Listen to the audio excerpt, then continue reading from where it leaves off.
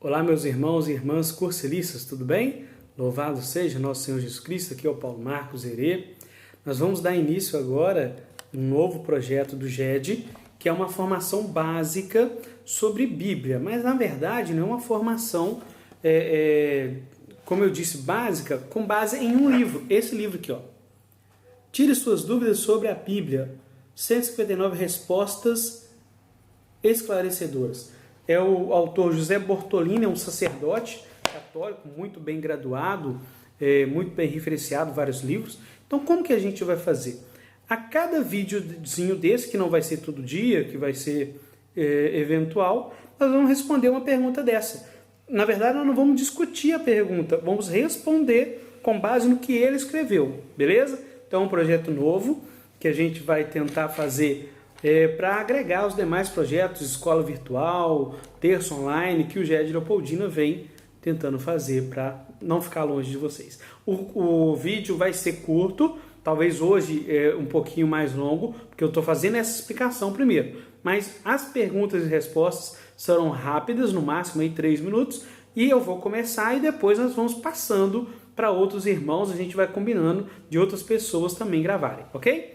Hoje eu escolhi a pergunta 129, para quem não tem o livro, né, eu acho que ninguém tem ainda, mas é interessante ter esse livro, eu comprei agora no meio da pandemia. A pergunta é: como entender Lucas capítulo 10, versículo 7, quando Jesus envia os discípulos e lhe diz para não andar de casa em casa? Interessante, né, que tem todo um texto interessante que é o envio dos discípulos, Lucas capítulo 10, de 1 a 12, mais ou menos, até mais, 1 a 16, esse aqui é o versículo 7. Aí, o contexto é: por que não andar de casa em casa?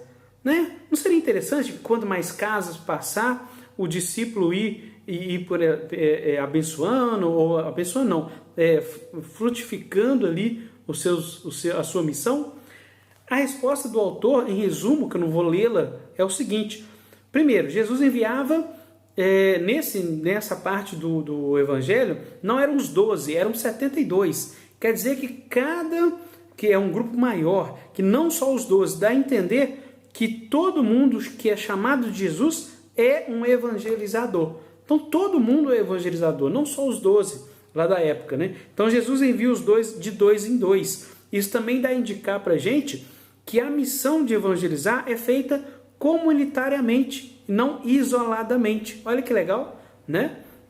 E aí depois ele diz o seguinte: era comum essa época, né, lá atrás, neste momento da história, que as pessoas não ficassem de casa em casa. Ele dá um exemplo do apóstolo Paulo. Olha só, Paulo, tão ligado ao Cursilho, né?